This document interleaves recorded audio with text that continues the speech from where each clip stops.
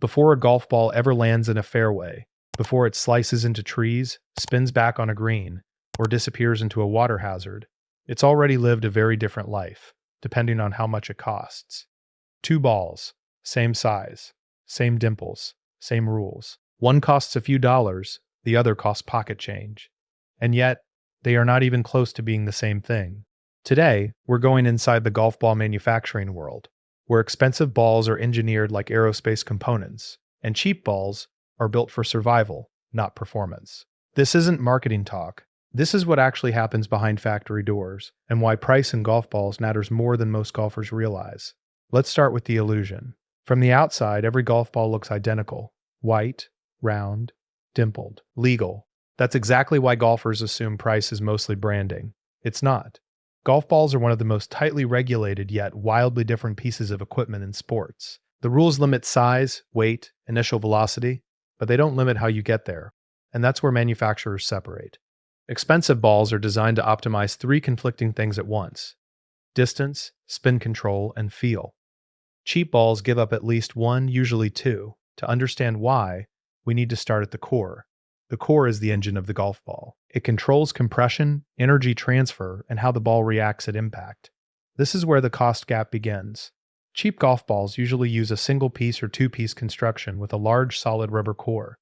The goal is simple: durability and distance. These cores are firm, easy to mass-produce, and extremely forgiving for high handicap swings, often 2 or even 3 internal layers, each tuned to behave differently depending on swing speed and impact conditions. The inner core might be soft to boost feel and spin control, while outer layers firm up to increase ball speed with longer clubs.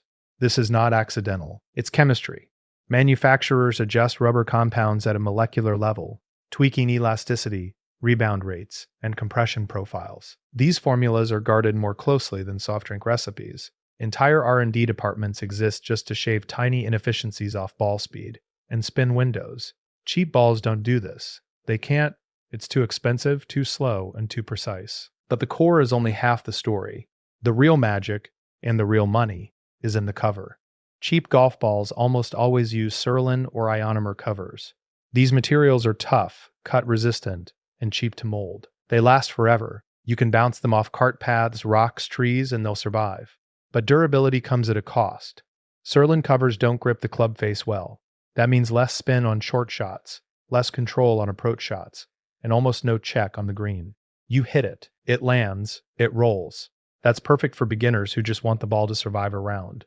It's terrible for precision. Expensive balls, on the other hand, use urethane covers. Urethane is soft, sensitive, and incredibly difficult to manufacture consistently. This material allows the grooves of wedges and irons to actually bite into the ball, creating friction. That friction equals spin, and spin equals control. This is why tour players will never play cheap balls. They need predictable spin windows. They need to know exactly how far the ball will release, or if it'll stop dead. But here's the part golfers don't realize. Making urethane covers isn't just costly, it's risky. The process involves precision molding at extreme tolerances. Any air bubble, thickness variation, or curing error can ruin performance. Premium manufacturers reject huge batches that don't meet spec. That waste is built into the price. Cheap balls don't reject much. If it rolls and flies, it ships. Now let's talk dimples, because this is where things get wild. Dimples aren't decorative. They control lift, drag, stability, and trajectory. Changing dimple depth by fractions of a millimeter can alter ball flight dramatically. Expensive balls use computer-modeled dimple patterns, often asymmetrical or multi-depth designs. Engineers simulate airflow at different speeds and angles to optimize stability in real-world conditions, not just perfect swings. Some premium balls use 300 dimples. Some use 350. Some mix shallow and deep patterns. All of it is intentional. Cheap balls, one generic dimple mold. Same pattern, same depth. Mass production. And here's a dirty secret. Many cheap balls are made using older premium designs that were abandoned years ago. The tech trickles down, but it's always outdated. Now let's talk about quality control. This is where the price gap becomes unavoidable. Premium golf ball factories test everything: weight consistency, balance, compression, symmetry, even microscopic imperfections. Balls are X-rayed. Yes, any imbalance inside the core layers can cause unpredictable flight. Premium brands catch and discard those. Cheap balls? Random sampling. Visual inspection. good enough. That's why you'll sometimes hit two cheap balls back to back and get completely different flights with the same swing. It's not you, it's inconsistency inside the ball. Another difference most golfers never consider is spin separation.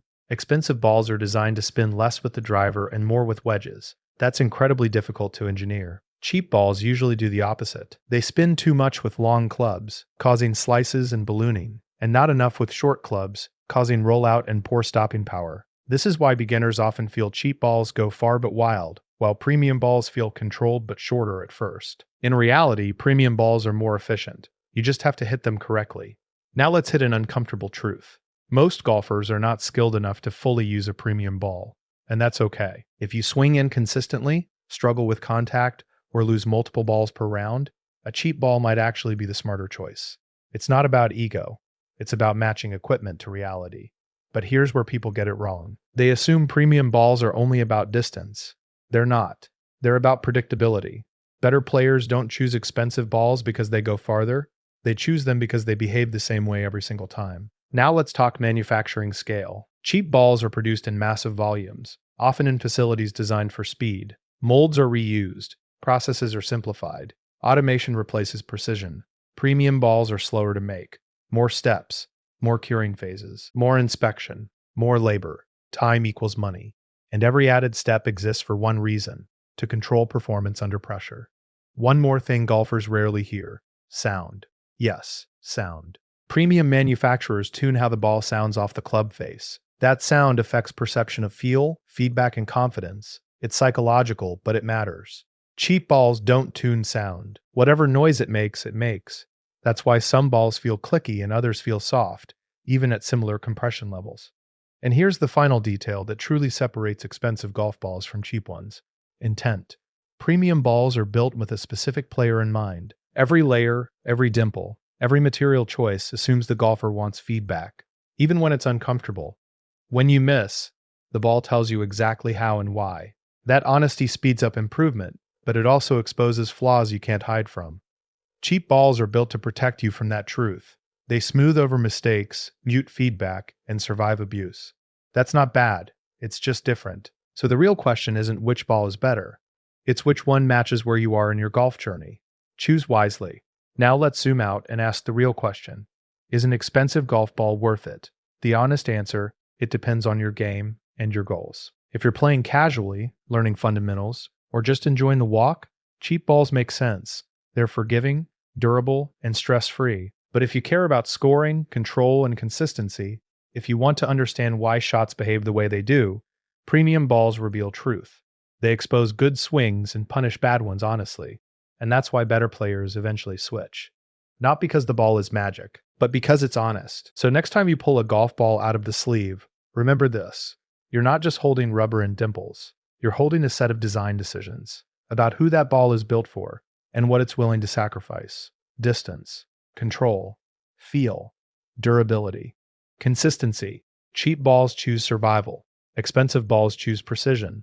And once you know the difference, you'll never look at a golf ball the same way again.